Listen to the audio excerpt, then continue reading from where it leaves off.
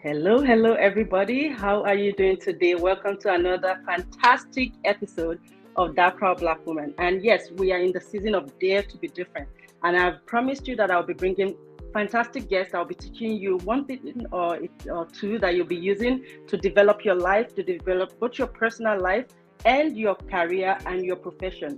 And that's all I've been doing throughout the season. So this season, we have another fantastic guest. And for those of you that follow me online, I'm sure on all my social platforms, you will know by now who I have invited. I always bring you the best of the best of the best. And yes, before we introduce our guest, I'm just going to talk a little bit about today. So today is the National Truth and Reconciliation Day, which some people know as Orange T-shirt Day, which is why I am rocking my orange T-shirt today. Every child matters. If you are Canadian, you already know what this means. So you might want to look it up to find out exactly what every child matter means. It is pretty much about the Indigenous people here in Canada and what they have suffered in the past. And we're pretty much kind of celebrating the survivors of this residential school event back in the day. So please look it up at your spare time just to know how you can support. I know that they have a lot of places where you can actually donate to the cause. So please do that. And if you have orange T-shirt, please rock it today. It doesn't have to say every child matters like mine says, but just orange T-shirt, and you can just rock it just in solidarity with the Indigenous people of Canada. So yes, as I was talking about who I am bringing today is another fantastic guest to talk about financial literacy. You know, how a lot of us have problems with how to manage our finances, how to, a lot of us get money, but how do we retain this money? How don't we squander it? How do we continue to create generational wealth? And that is who I have here today. But you know what? As I do always, you have to stay tuned to know. Give me 1 second.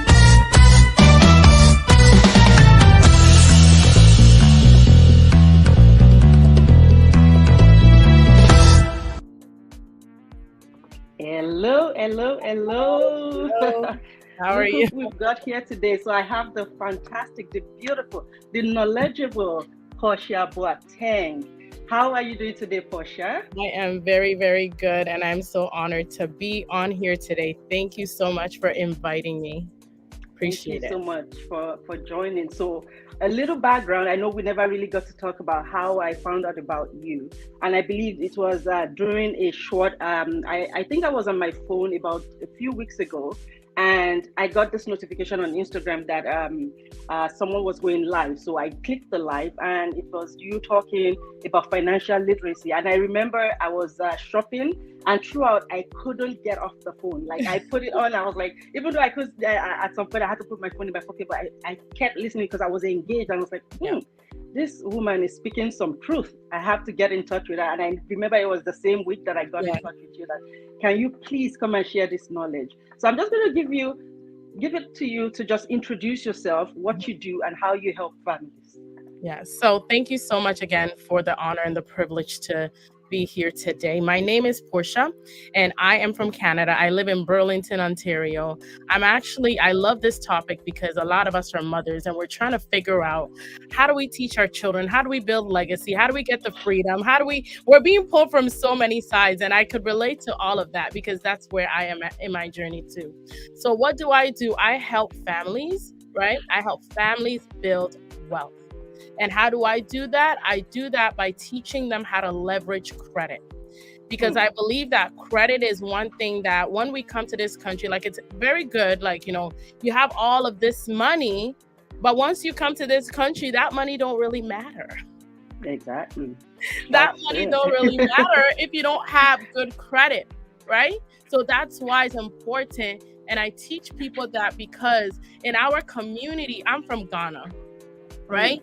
And I know that this is an area where the African community, we are behind in the idea of financial literacy. What is it? Because back home, we didn't have a lot of these things that we're going through here. Back home, we are people that are survivors. So that's all we ever know, to survive, how to put nickels and dimes together. Even like back home, some people will say that I didn't have a lot of food in my fridge, but my mother always made things happen. And like the best food came out of when there was like scraps put together, right? So we've Absolutely. learned it, but I believe that by me educating people about financial literacy and the importance of it, we get to now start to thrive. We get to now start to implement foundational things that's going to help us set our children for better. Because the African family, right, the Black family is always thinking about how do we do better for our kids, right? But it starts from you getting the education, getting the understanding to be able to do that. So that's what I do. I'm a speaker as well, so I'm always speaking all over the place because I want to there's two things that I want to make famous, okay? One is Jesus. Jesus must be made famous. Absolutely. And the next one is financial literacy in the Black community. That's awesome. So I'm going to go a little back into your background, but before we continue, welcome for those of you that are joining us.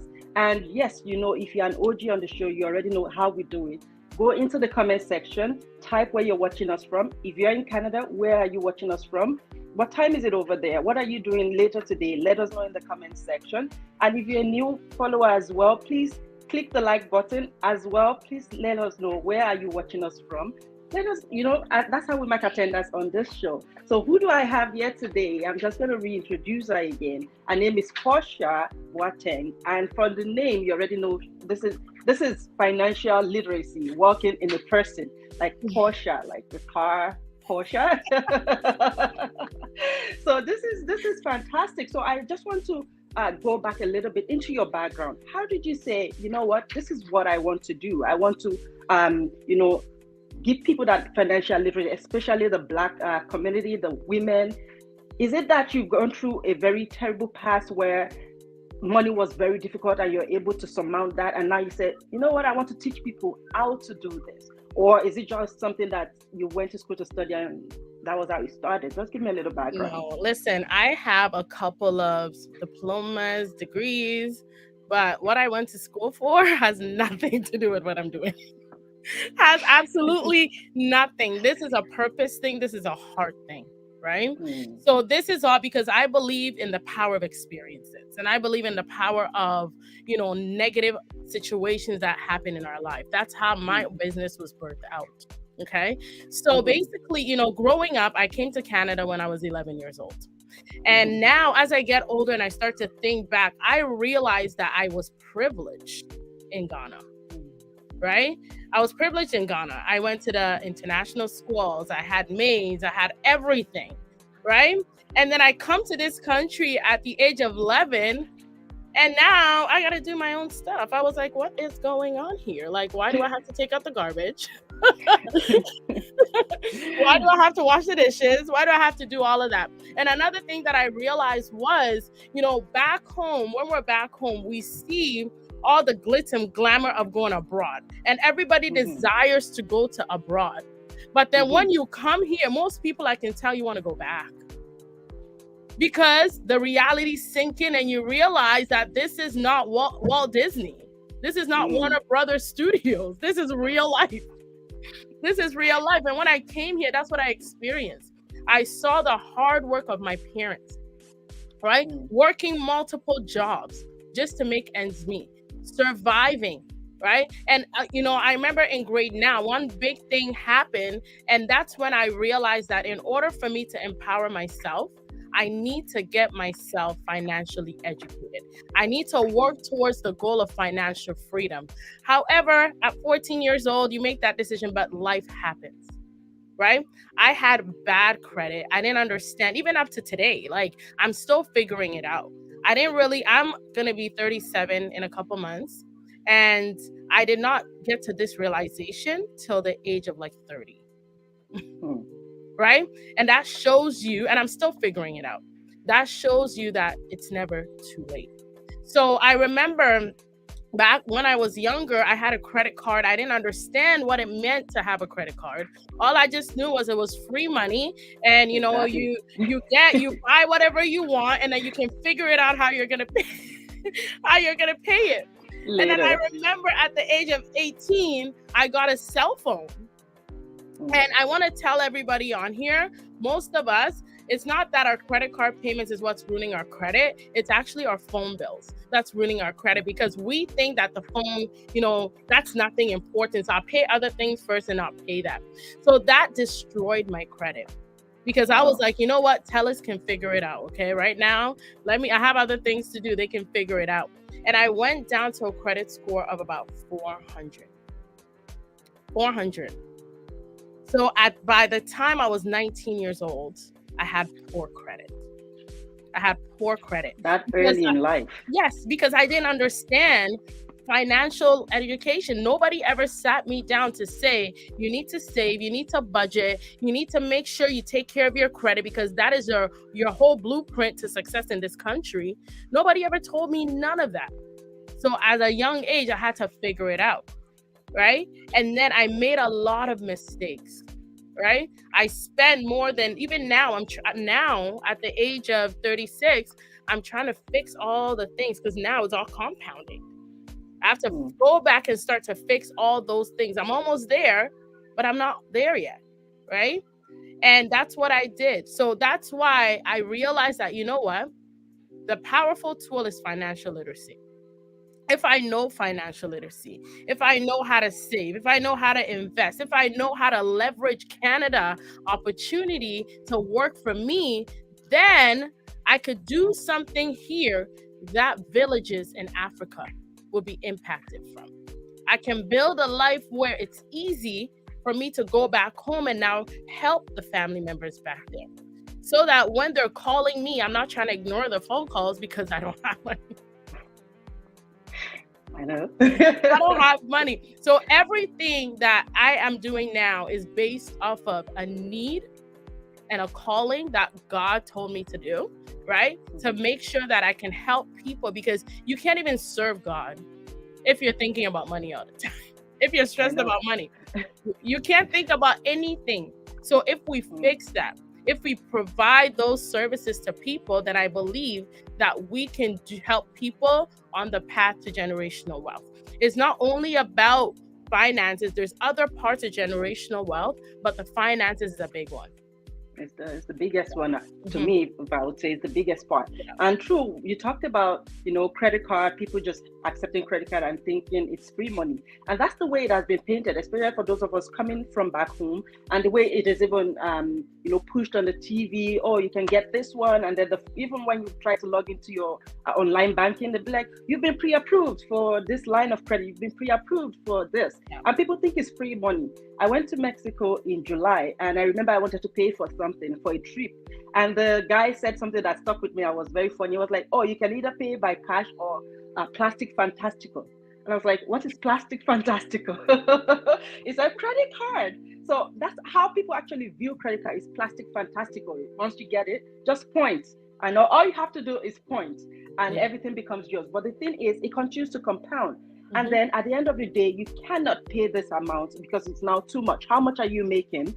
And you have to pay the bill from before, and bills are still continuing to come. So then before you know it, you're 50,000 in debt. And now you're thinking, what have I done with my life? So for people that are immigrants, I know that when I came to Canada for the first time, I was like, because I used to live in Europe, and then I came from Europe here, and credit card was not as important as here. You spend what you have, right? The same thing as when I was in Nigeria. When you buy a house, you are buying it with your hard-earned money, or when you build a house. When you buy your car, you're buying it with your money. So you're not having to pay for mortgage. You're not having to pay. Like, credit card was something that the rich people have. Yeah. So you only pay for what you want. So when I came here, my mindset was still the same thing. I was like, why do I have to get credit card? I don't want a credit card. I just want my debit card. But I realized that even without having a credit card, I was not building credit. Even without, I didn't want contract phone either. I wanted to pay for my phone outrightly. And I realized that I was not building credit. So the system itself is woven in such a way that you have to take this credit to be able to make credit. But then if you do not take the credit, if you take the credit, you can easily get into that hole where now you're in debt. So how do you propose that we handle credit cards, especially as people coming into the country for the first time and not knowing what this is about? I think there's a system in this country. And I think before you decide to go somewhere, understand where you're going, right? Understand what this is all about. One thing that I realize is that when we're coming, because of some certain expectations that we have, we come here and we see credit card as the evil thing, right? It can be two ways. Some people has been told, don't use it. It's the worst thing ever, right? But actually, credit is good. Credit is good. Credit is good because you can use credit. I'm about to teach a master class on the 11th, and it's about how do we leverage other people's money, and that's exactly what credit is. Credit is where you take somebody's money, they give you their money, you have to pay it back, but they're saying we're giving you your money where you don't have to put all your money down. We're giving you money, pay it back, build credit, and then use that to build your asset. For example, not everybody has $1 million to go buy a house, right? A lot of us want to buy a home. Back home, if you want $1 million house, you better get that million cities, million naira, whatever it is that you have to go build that house. But here, you can get a house in 90 days. If you have the right credit, if you have the right income, if you have all those things. Credit is good, right? But it's how you use it that sometimes becomes a burden. So how does a lot of immigrants use it? A lot of immigrants don't use it because they're afraid of it, right? But the whole thing about credit is if you really use it the right way. For example, you have, let's say, a rewards card. This year, I've been able to travel. I just took a pause because my mom was just, I was taking all of my mom's vacations. So I put a pause on my traveling, but I was able to go to Atlanta. I was able to go to all these places with my points that I had accumulated through my Aventura cards. I was able to use my card to get airport lounge where I could sit there, have some food without having to, sit it. There's so many things that the credit card is for. But if you're going to get a credit card, you need to understand financial literacy because the issue of how people use it is in direct proportion to how you understand the value of money. Right? Because if you use the card, you should have the money. Don't use what you don't have.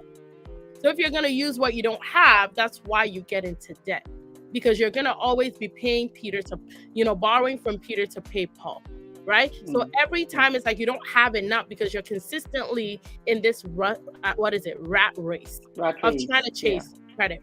But credit is a good thing.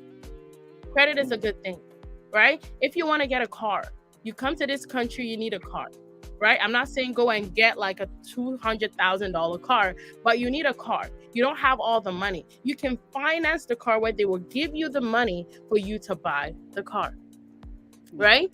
You want to get, let's say, a phone. They finance part of the phone so that you can get the phone, because as you're paying it down, right, you're using other people's money. So by the time the phone is paid off, you own this, right? Because you paid it off within the time that they required for you to pay for it. But credit is powerful. I'm going to continue to say it. It's powerful. People, and you mentioned something about the rich. The rich knows how to use credit. Credit was created because of them, right? And now we don't understand it, right? If you look at Disney, if you do a research, Disney has done so many bankruptcies, but they're still one of the largest companies in the world. And their business, even Apple, how do a lot of businesses that we know right now start? They started by leveraging credit to build their business. And as more money came, they got more credit and they paid it off. So you don't need money to start a business. You can utilize credit, right? Business funding through credit, through borrowing, but all of it, you have to understand how to pay it. You have to understand how to cut your coat according to your size so that you're not overextending yourself. If that answers your question. Yeah, that actually does kind of sum up what I was saying. And you mentioned about Walt Disney and how they've been able to, they've several times in the past done what's it called now? Bankruptcy. I know I'm going to come back to that later, especially for those that find themselves in debt. And I know that usually the two are ways that people always suggest, like financial systems will suggest to you, is either you file a bankruptcy or you do consumer proposal. I was watching one of your videos, and one of them you were talking, I think you were addressing a crowd in a hall, and you were talking about one mistake that new immigrants do is they would go and then file for not bankruptcy now, but consumer proposal. And you're talking about someone advised to he has 3,000 debt, and somebody advised him to go get consumer proposal. So my question is, what is consumer proposal? How can it benefit you, and then how can it totally wreck your credit? Those two aspects. Like, I have a different perspective on. I think consumer proposal, it does not benefit you in any way. Maybe the only intrinsic value for you is that, oh my God, this debt is now lower than what I was used to paying, right? But it doesn't benefit you at all, okay? Because consumer proposal is kind of like a baby bankruptcy. It's going to sit on your credit. Other people are going to see, and it's going to drop your credit so low that it's going to take you 3 years after you've paid the full amount before your credit will be rebuilt, before they will take it off your credit profile. So let's say you have a consumer proposal of, let's say, $19,000, and it takes you 5 years to pay it. That means now, after you pay it in 5 years, 3 more years, so that means altogether 8 years of poor credit, right? That this is going to be on it, right? Because at the end of the day, you borrowed money, you didn't pay it, you didn't have enough to pay it. They basically negotiated it down. So that's why it's going to affect you, because you didn't pay it. So consumer proposal is really, really bad. Before you make a decision, if you seek professional experts, you have to also do your own homework. Don't just because they're professional. I'm a professional, but I tell my clients, don't take my word for it. Right? You go out there and you go do your own research. And if it aligns with what I says and it's the best decision for your family, then do it. Right? At the end of the day, even Jesus says that we got to test our spirits, right? All knowledge you have to test. You have to weigh the information, because there's so many people. I had a client who did a consumer proposal of, I think, $5,000. And all she owed was $5,000. But by the time they tapped on all the fees, the consumer proposal was $5,000. So you didn't even lose anything. You get what I mean? They didn't even shave anything off. And now your credit is going to be destroyed, right? If, let's say, you're having some issues, seek professional advice. You can give me a call. We can sit down, right? You can sit down and look at a plan to address you being able to pay it off. Sometimes when we put plans together, I've been able to help people pay off like tens of thousands of dollars instead of them taking 12 years. We've been able to cut that down to like 2 years, 3 years, all because we structured the debt in a way where it's not overwhelming. We implement strategies to help you. Don't do consumer proposal. Don't do bankruptcy. Bankruptcy is even worse. That stays on your file, depending on what it is, up to 10 years. And because a lot of things are all, things that people can find, if one day you want to get something and let's say the lender wants to search if you've ever had a bankruptcy, right? That could affect your ability to get a mortgage. Right? Especially, let's say, if your credit file, like I'm a mortgage agent as well. So let's say I look at a file and the file is thin. And let's say you're like 40 years old and you have a thin credit. A lot of times we can know that you've had a bankruptcy, right? Because your credit status started in, let's say, when you were 18, and then now there's nothing on it. So it's like, okay, we just assume that there's a bankruptcy that probably fell off. And that could also question your character, right? And your ability to pay your bills and pay your stuff. So before you make such a big decision, seek help. And do research. So now, I know a lot of people will be wondering, what are we talking about? What is consumer proposal and what is bankruptcy? Can you just give it a brief definition so people know the difference, what both of them are, and the difference between a bankruptcy and consumer proposal? So consumer proposal, right, is a way that you can get rid of your debt. Okay. So what it happens is that for a consumer proposal, let's say if you owe TD, let's say $10,000, right?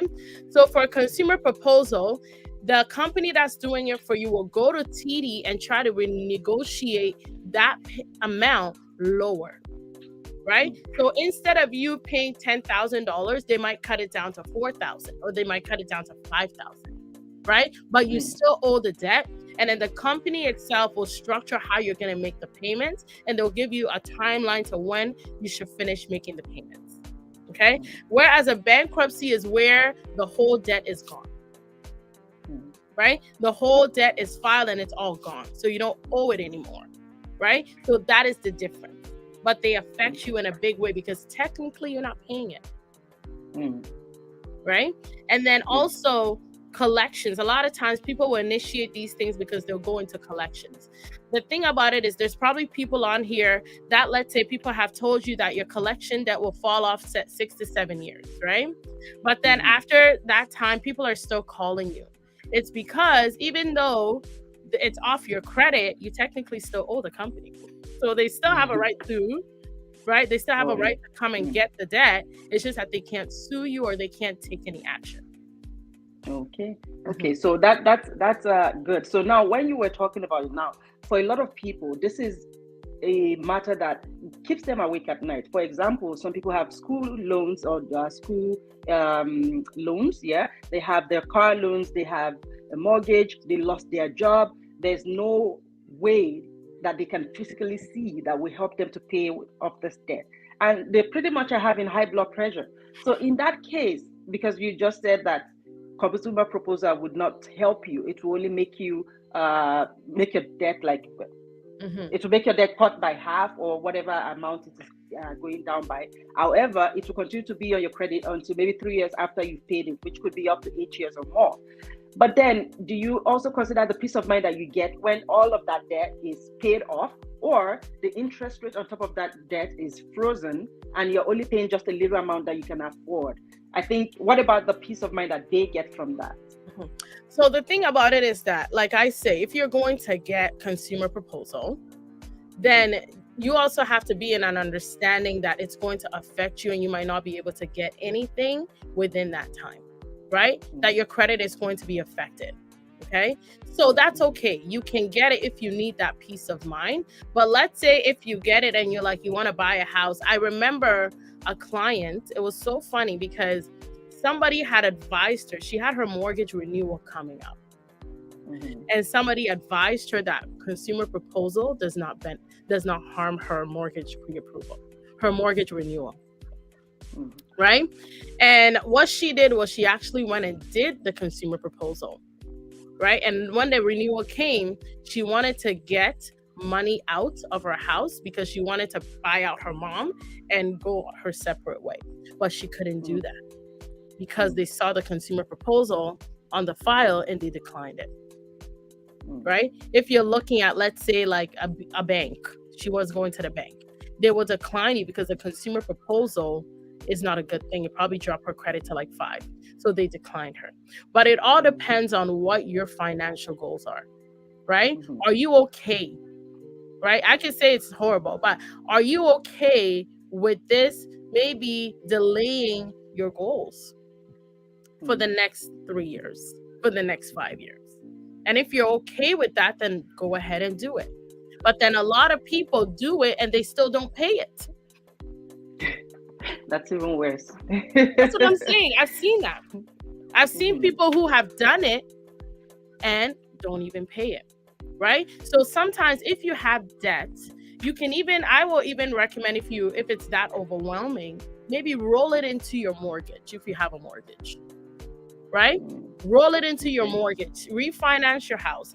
Take out that money because let's say $5,000 rolling into your mortgage is not really going to increase your mortgage payments that much, right? So roll it into your mortgage and just pay that mortgage, right? You don't need to do a lot of these things. That's why you need to speak to somebody that could look at your situation because not everybody's situation is different, right? But if you've looked at everything and ultimately that's the best decision for you, go ahead and do it.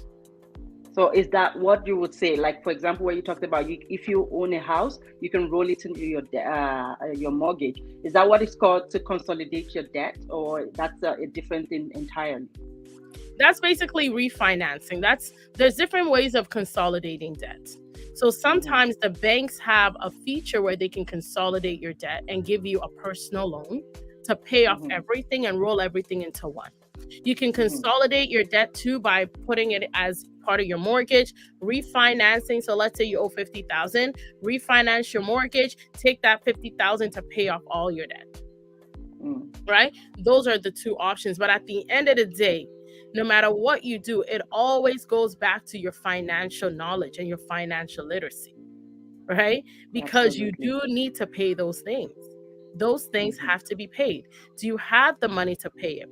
That's why you have to look at the full picture. A lot of times, some people are saying they can't pay their bill, but then they're going to the mall every weekend. You got to look at priorities, right? If you're doing a consumer proposal, we got to look at it like, maybe you do have that extra $1,000 a month to kind of put on the debt to pay it down faster. But because you're not willing to stop going out for dinner every day, right?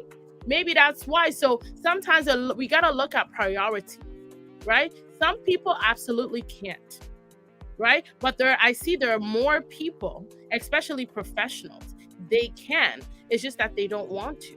They're not willing to make those sacrifices. A lot of people know what they need to do, but sometimes we don't, because we are living in an environment where we are living our wealth. We will rather cry in our bedrooms in the secret, but then when we're out there, we want to show people all the nice things that we have for people to think that we're rich, but really, you're not. Right? That's true. That's true. Because a lot of people will say, well, these are things that makes me happy. In this country, you're going to be depressed if you don't go out, if you don't do this, if you don't buy yourself the nice things. We work so hard. And that's the lie they tell themselves. So now, I know we talked about the beginning of, getting to this country, getting a credit, and being strategic about how you use that credit so that it doesn't come back to haunt you. And then we went to the way end of it about consumer proposals. So I want to bring us back a little bit as to what are the other things apart from a credit card? What are the other things that you can do that would then put you in a very bad situation credit-wise? Okay. So I think one thing is a lot of people are also in bad credit situations because they're good people, because they have a kind heart. So you have a friend come to you and say, I need to get a car. I need a co-signer. Can you sign it for me? Right? And then you sign it for them and they refuse to pay. And then because they refuse to pay, or they're making late payments, you now are affected because you, out of the goodness of your heart, try to help somebody. Right? And that's what happens a lot, especially in our community, right? We want to help family. We want to help siblings. I had a client who got a phone for their mom and her sister, and she was in debt $7,000 because the mom and the sister refused to pay the bill. Right? And now she can't do what she wants to do. So I recommend, if you're going to do those things, you need to understand, right? Your consequences. Somebody said, learn that. You need to be mindful, because like with me, there's certain things that I don't do. Like one thing is, I do not give you my driver's license to go get a car with. No. And I will not give you my credit to go co-sign, right? Not because I'm being mean or I'm being stingy, but because we need to know the people that we are doing those things for. If that person does not have the track record or the character to even pay you back a $20 they borrowed from you, why are you going to go co-sign for them? Because they will not pay. And if they don't pay, and especially too, when people know that they're not at risk for things, they will do whatever they want with it. Absolutely. Right? And then the second thing is payday loans. I don't know if there's anybody listening on here who's ever done a payday loan. It's the worst thing that you could do. Okay? It's like, because payday loans is technically, a more bougie way of saying I'm taking my paycheck from advance, like what they used to do back in the day. And I know back home they still do that. They'll take their paycheck in advance. But the reason why you're taking your paycheck in advance is because you can't make ends meet now. So what makes you think that once you get your paycheck, you will have enough money to go pay that back? Right? Because you're spending what you don't have before you get it. So people get payday loans and they're paying about 15 to 30%. And most people, when I was like, coaching credit right before, when I was doing it consistently, I seen people's credit ruined because of payday loans not paying them back. Right? You're not paying it back. You don't need to get an advance on your paycheck. You just need to manage yourself. That's why financial literacy. We can talk about credit all day.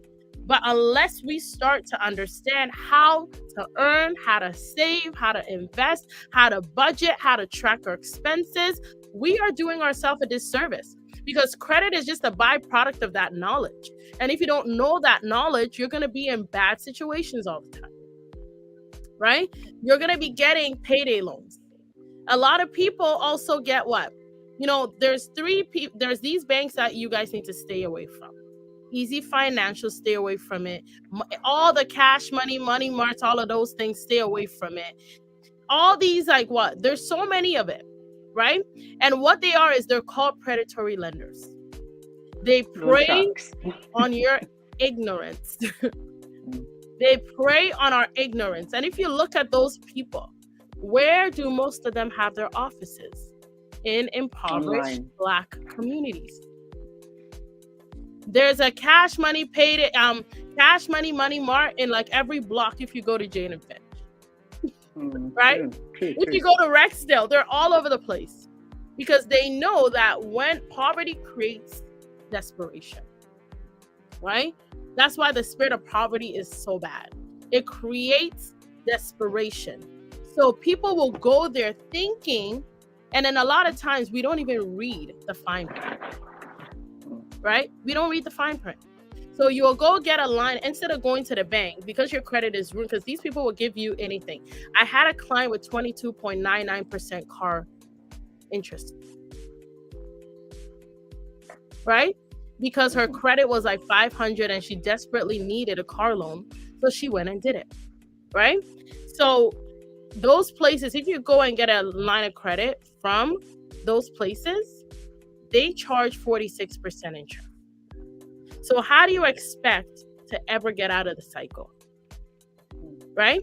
And then if you apply the rule of 72, the rule of 72, basically, you divide the rate of interest that you're getting by 72, and it will tell you how long it will take for your money to double. It's amazing when you're looking on the investment side.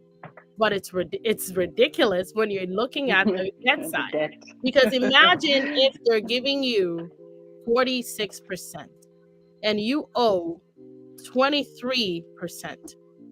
Let's say if you owe $2,500, every 3 years, every 2.5 years, that $25,500 turned into what? $5,000. And that's how they get people. Because you don't know. And people are paying like what, $200, $500 bi-weekly on $2,500, and only $14 is going to principal. So how do you expect to ever have this paid off? By the time you pay this off, you would have paid this $2,500 10 times over. So that's why the education, right? It's really ridiculous that people say that if you want to hide something precious from a Black person, hide it in a book. Because we don't read. Right? So a lot of people, when I tell them it's 46%, they're like, I didn't even know. Yeah, I know that's funny, because a lot of times people, even when they're doing the ads, sometimes I feel like it is criminal, these ads, because they'll be like, oh, you could get $5,000 for signing up, and then they say something like, you better know, terms and conditions apply. So you wouldn't hear. That's what they do all the time, and they pretty much have told you that you're just signing your soul to the devil. But they say the big part where for signing up, you get a laptop or you get this, and then they'll be like, tell everybody to shut up. Like, you would never hear that on the radio. What the heck did you just say? You wouldn't hear. And people don't care because they hear you come to this place, you sign up, you get a laptop or you get a $300 credit, blah, blah, blah. Guess what? You're going to have to pay with your soul, because apart from mortgage, I feel like every other thing is not worth it when you start seeing how much you have to pay. Because there's something, because you're a mortgage, I'm also practicing real estate as a lawyer. And sometimes when you see the schedule for 25 years where you're going to be paying off your mortgage, and you see how much is actually going towards your principal and how much is going towards your interest, pretty much 75% is going towards interest and only 25% is going towards your debt. So at the end of the day, 5 years later, you've paid off, let's say 150,000 from how much you're supposed to pay. But guess what? When you're refinancing, you find out that you've only paid 25,000 from the principal. So the 125,000 part of it, interest. Yeah. So it is ridiculous. And then you see people coming in for a third mortgage, a fourth mortgage. And then the third, and when it starts to get to the third and fourth mortgage, you're seeing things like 40% interest rate, because now that lender is trying to protect themselves that, well, I'm not sure what you have left, but I want to protect myself so I can get at least a good chunk before you stop paying me. So it is ridiculous how much, if you're not, thinking about this thing, especially sometimes when I am in a signing appointment and I'm trying to explain to clients, okay, this is how much your interest rate. This is like, okay, lawyer, let's just move on, right? And I told him, I said, no, I can't just move on, because the funny part of it is when you get burned, you're going to be looking for who to blame, and you're going to say the lawyer never told me. The lawyer never told me. She didn't show me this. She didn't show me that. I take my time to explain these things, but then it's always good when the going is good. When things go south, everybody's looking for who to blame. Everybody's looking for who to complain about, and that is so important that you have to pay attention to these things. And you talked about people having a good heart, and that is really true. So I have a friend, and then the other day, she just casually mentioned, oh, I'm going to co-sign for a friend's car payment. And I was like, are you kidding? She said, no, because she doesn't know what it is, because they made it sound so easy. Like, oh, can you help me co-sign for my daughter? And she was like, oh, absolutely. I said, do you know that goes on your credit? Do you know if she doesn't pay, you're going to be held for all of that money? She said, really? Oh, what am I now going to do? I said, I don't know what you're going to do, because now you don't want to look bad to those people, because you already promised. I will look bad. I will look bad. On your way there to go co-sign a loan, not knowing that maybe it's $50,000, whatever, is going to be your debt. And I was like, didn't you tell me you want to purchase a house? Do you know that putting that, even if she's paying, putting that on your credit is going to badly affect the amount that you can get for a mortgage? Yeah. She was surprised. And I feel like that happens to a lot of people because they don't know these things.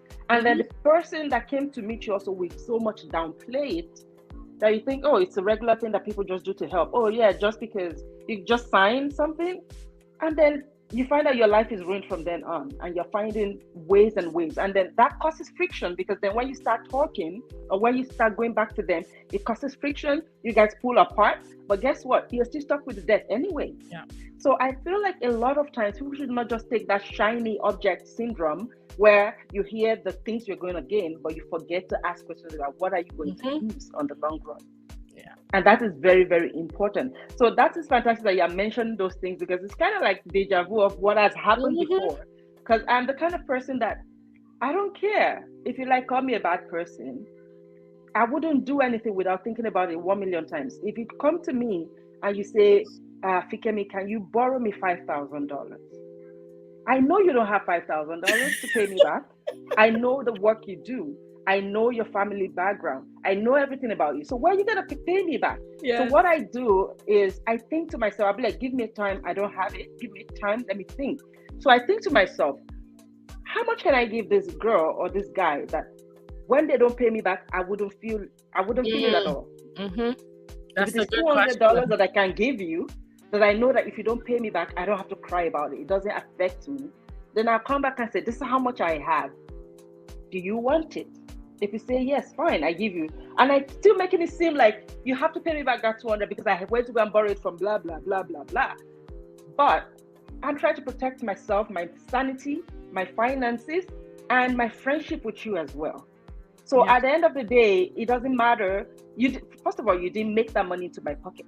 So you don't have, because I find out that a lot of Black people feel entitled. They feel entitled. Like, but you're a lawyer. Did you send me to school? Did you pay for are you paying for my office right now? Like, do you help me to get customers? You've not even reviewed my work one time. You've never sent me a client. So why do you think you're entitled just because we're friends, right? So that sense of entitlement, and we be feeling the guilt of not wanting to say no, has really, really destroyed a lot of us, a lot of friendships, a lot of our finances. So in your way, how is a subtle way that you can tell someone that comes to you crying? Because usually when they come crying. They come with begging you with the God Almighty that you serve. And you see at that point that they are very, very desperate. But how can you easily turn them down when you know you cannot do it? Okay, so unfortunately, at this point in my life, I cannot take on that responsibility. I really would love to help you. I really would love to see you, but right now, I cannot take on that responsibility. And let's say if you are, planning on buying a home, just say that I'm planning on buying a home in the next year or so. And that being on my credit can affect me because right now my income is not even this. So what I can afford and what I need to have, it's going to compromise that. So I really apologize, but unfortunately, I cannot do that right now. True. You got to be real with people. You have to be real with people. If you don't, if they're not okay with it, at the end of the day, that's not a good friend. I'm sorry. A good friend will understand, right? A good friend will understand. They will still love you, even though you cannot do that because it's a really big responsibility. It's a big, big, big responsibility, especially if you co-sign for somebody on a mortgage and now you can't get a house because that person can't take you off because they need you on. So now you're liable and you can't even leave and get your own thing until the renewal comes. So what do you do? Right? Absolutely. Right. Absolutely. So you gotta be careful. But I think we want to focus on, because right now, we focus on a lot of, the credit. So now there's people on here that have great credit and they're looking at, how do I do? What do I do with it? What do I do with this amazing credit? Or even people who want to be inspired to build their credit, right? Because I work with professionals, right? A lot of professionals, they don't understand. Some of them don't understand, but a lot of them have good credit, but they don't know what to do with it. So one thing that I always want to emphasize on is credit is your power to wealth building, right? And before you get credit, financial literacy, make sure you have a budget, make sure you're, not spending too much, make sure you have a system to manage your personal finances. So when you have a credit, so let's say the last session you had was about real estate investing, right? And I think you had one of my dear friends, Deborah, on. And Deborah spoke a lot about, real estate investing and how she's been able to do it, right? But imagine Deborah could never have done it if she did not understand the value of credit. Because credit is not the only thing they check, but it's one of the most important things they check, right? Because your credit will determine the type of interest rate that you get, right? So if you have credit of 680 and above, then you can get probably great interest rates. But anything less, then you probably dealt with private lending and all those things and all that craziness, right? But the thing about the rich people is because they understand the value of literacy, they use credit, and sometimes they don't even care that they're paying 13%. Because they know the value of what this property is going to yield them in the long run, right? So that's why it's important to understand how debt is the currency of Canada and North America.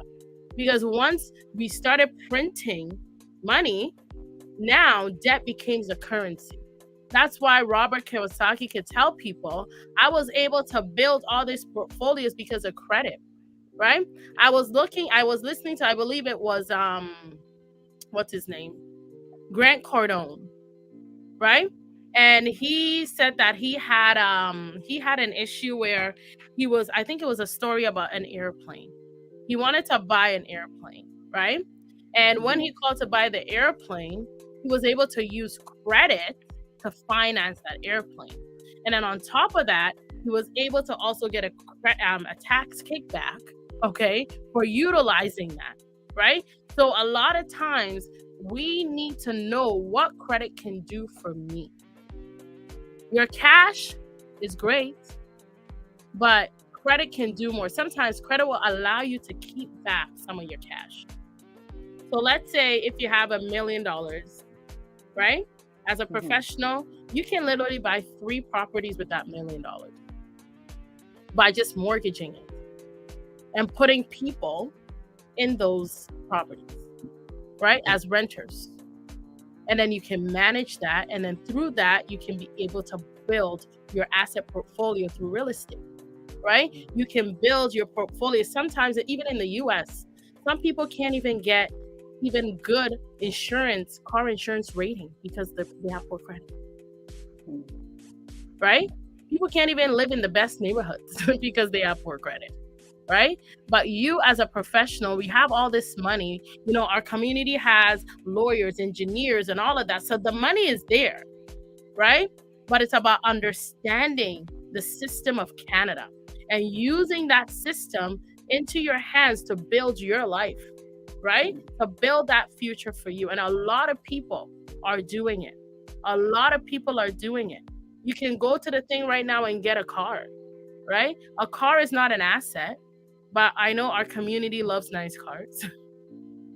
we love nice cars. We love nice cars, right?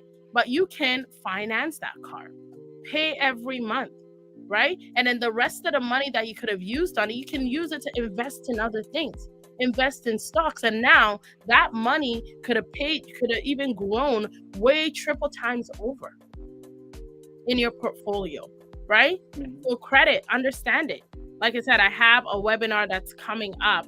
I'm going to be launching it tonight or tomorrow, but it's going to be teaching us about how do we, now that we have this great credit, how do we now leverage it to gain access to other people's money to build assets, right? Because you can't come to Canada and do all of this and struggle and leave with nothing.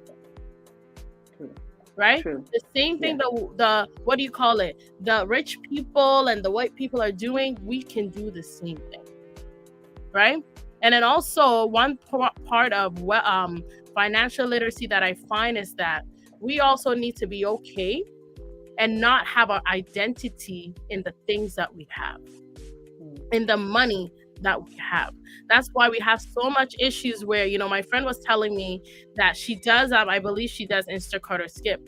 And she says that all the rich homes that she goes to, they don't have big Benzes and Bentleys and all of those things. They have Toyotas. Some of them even have, you know, cars that are falling apart. Right? They have cars that are falling apart because they come to understand, right, that those things don't make who I am, right? Because at the end of the day, you can have all those things and not have no wealth to show for it. I'm not saying you can't do that. You know, I just got myself a brand new car for my birthday because I never buy anything nice for myself.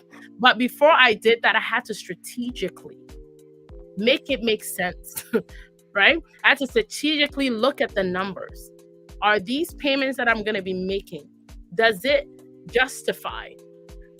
Does it make sense? And once I cracked in everything and it made sense for me and my family, I decided to get it. But I still had a budget that I was not willing to go over. Right? So if you have all these things in place, there's no reason why we can't live the lavish life. We can't live the life that we came here for. A lot of us came here with dreams. And then as soon as we get here, because of the struggles of Canada, a lot of immigrants come here and they're telling you, you have to go back to school to increase your education, and you're like, okay, but I was educated in Britain. British and European schooling is better than here. That's just the truth, right? It's better than here, but now my credentials are not valid here, right? So now I have to go backwards, and then we give up on life because we see that as a roadblock, right? And we don't move forward, and then we sit there complaining and complacent.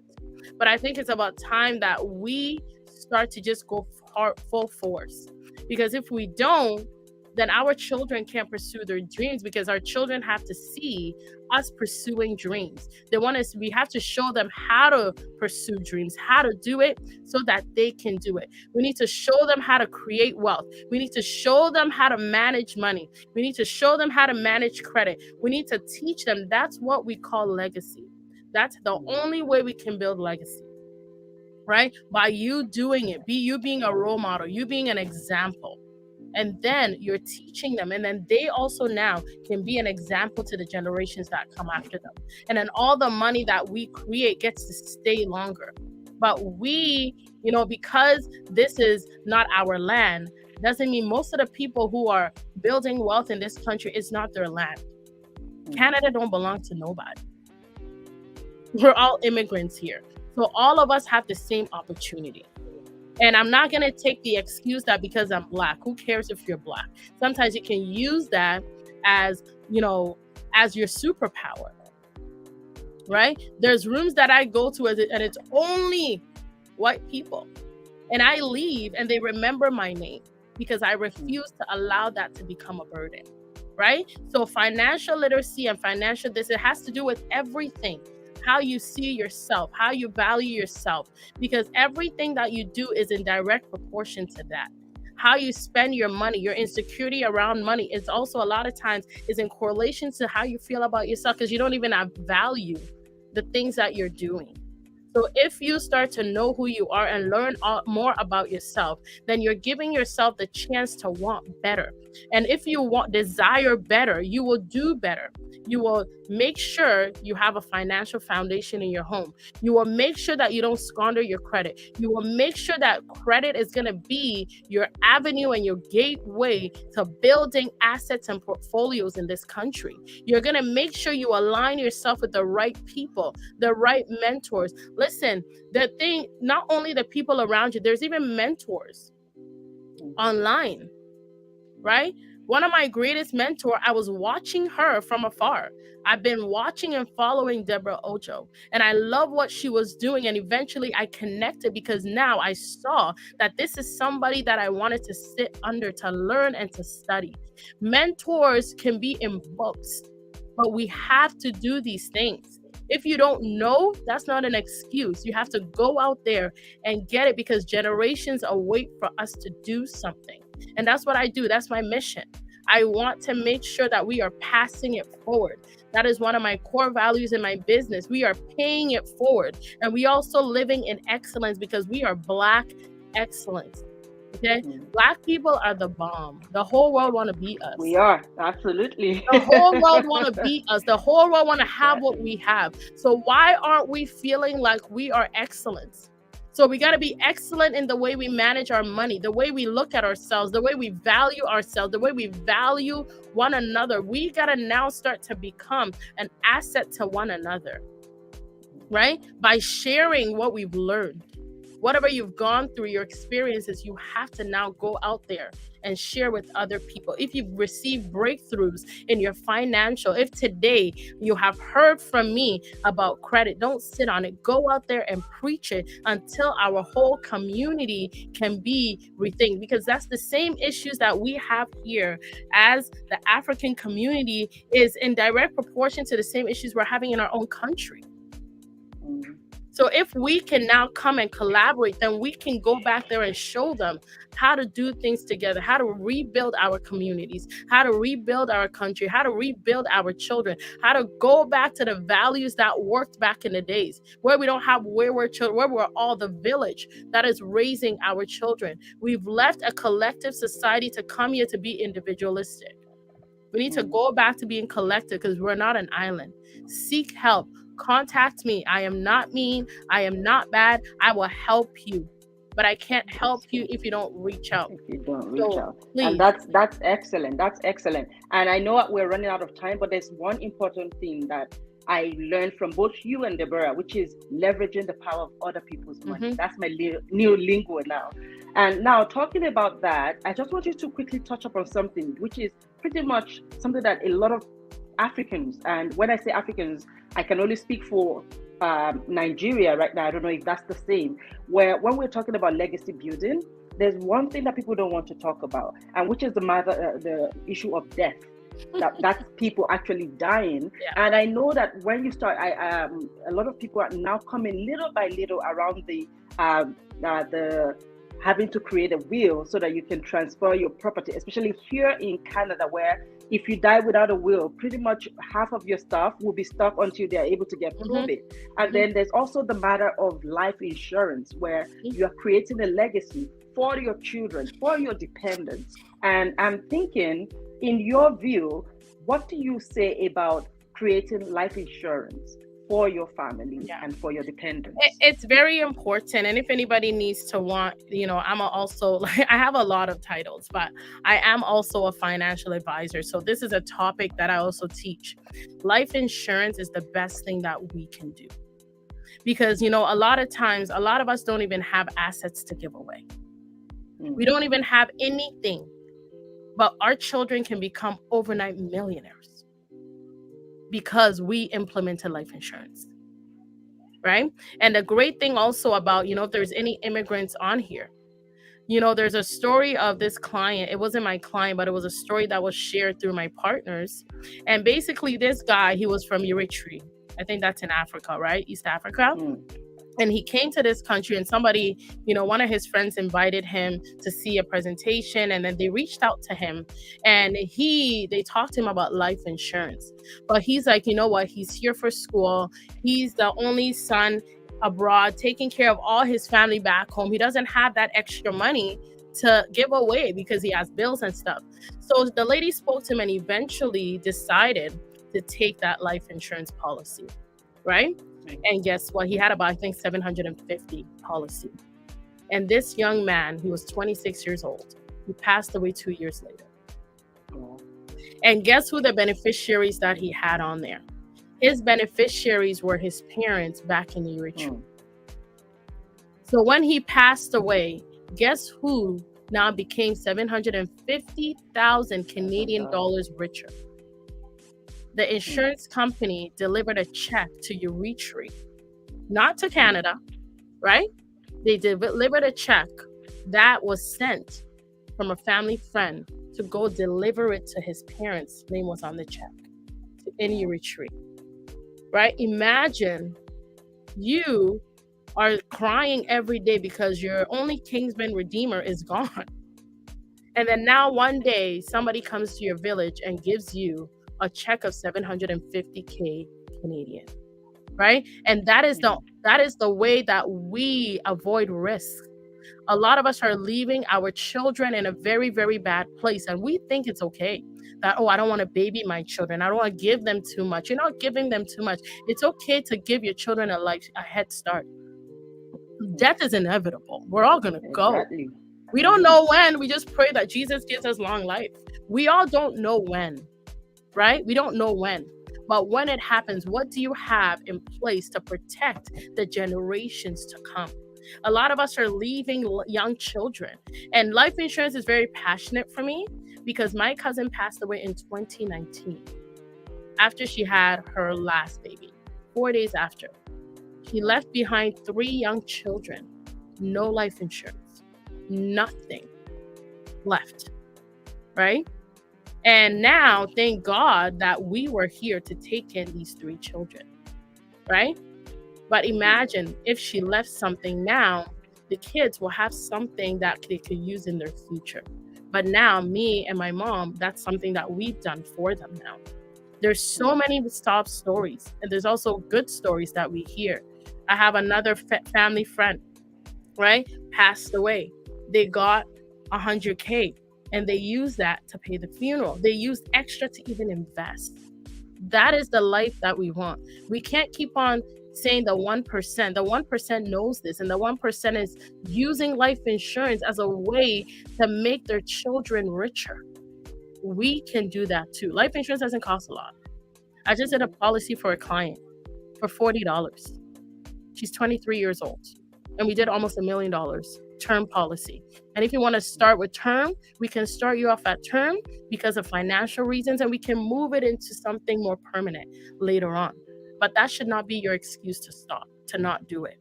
Your children must matter to you. It's actually selfish when you have children and you don't have no means, no estate plan, nothing to protect them.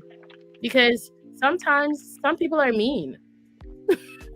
Some people are mean. When you're kids, when you're gone, especially some Africans, when you leave your kids with them, because of these are things that we've experienced, you leave your kids with them because you didn't leave no money, they won't take care of your kids properly. Absolutely. Even back in Africa, we see people do that, even when you're not dead, but maybe for some financial reason you couldn't continue to take care of the kids, and you send them to this auntie that is rich, and then they make your child into a cleaner, maid, everything, and they maltreat them as well.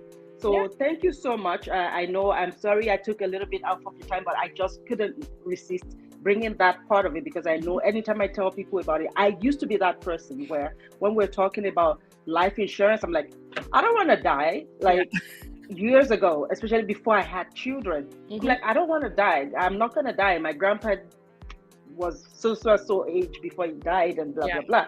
And then when I started having children, my mentality changed, because I'm like, oh my goodness, who's going to take care of these little ones when I'm gone? I don't want to die, but these things, you can't, like, things happen.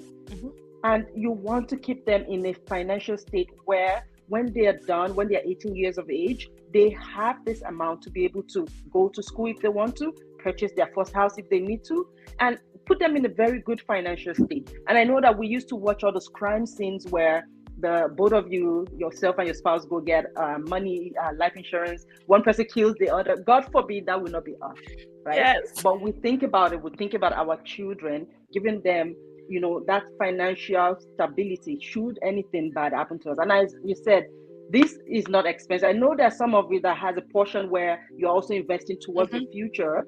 But if you can afford that right now, $40, $30, so far if you're in good state of health and you're young, you can get that. Because when I did mine, I said, I want something that will come out of my pocket that would not make me feel a thing. So I know I couldn't do the $200, $400 policy, but something that will come out of my amount of my pocket that I wouldn't even feel it. And I put it on the day where I know that there's always money in my account on that day. So it comes out just a little bit. And one other thing that I got to find out that even propelled me into doing that is because it also kind of ties into you getting a mortgage. If you're getting a mortgage, it's kind of seen as, if you have life insurance, according to what I've heard, if you have life insurance, it gives them a little bit of peace of mind that if you die, your life insurance will be able to pay a sizable amount of your mortgage, or if possible, the entire thing. And that will also make them to be able to increase the amount that you're able to get as well. So one way or the other, it kind of walks into all of that financial literacy that we're talking about. And how can you do that? Please contact Portia. And I know it's pun intended. Portia sounds like a very, very exotic car. So I'm not surprised seeing you doing anything financial, but please contact her. And if you can tell us, how can they contact you to get more knowledge, and if possible to join any of your webinars that are coming up soon? Yes. So to contact me, I will give my number, 416-906-2085. Follow me on Instagram. I'm very active on Instagram right now. I just want to focus on Instagram, and it's at Porcia, my first name, and then there's a hyphen, Boateng. So Porcia, I think it's Porcia _Boateng. So follow me on Instagram, like what I have on there. There's a lot of content that you can enjoy. And then also follow me because I will be launching my webinar. You can even text me today and just say, Portia, don't forget to send me your information for your webinar. It's a free training about how to leverage credit to use other people's money to secure assets. Do not miss it. Thank you so much. Thank you so much. That was awesome. And I can't believe we spent over an hour because this was just a lot of things that I still have a lot of questions, but I guess we're going to have to bring you back another time to talk more about this. But this has been fantastic. For every one of you that joined, I really appreciate you. For those of you that didn't leave comments, I see you. You know, on this show, to mark attendance, you have to leave a comment because that's how I know who attended. Thank you so much, Modupe Akenroye, for attending. Thank you so much, Datari Anene, for attending, and thank you so much, Okoyemi Fashoro from Calgary, for attending. I appreciate every one of you, and I'm going to give you back the rest of your Saturday because also my daughter's birthday, I'm going to be celebrating it today. So we're planning to go somewhere. We have a friend from class. So it's going to be awesome for me. Let me know what you guys are doing today and follow me on Instagram. Let me know what are the topics that you want us to discuss, and I'll give you back the rest of your Saturday. Bye, everyone.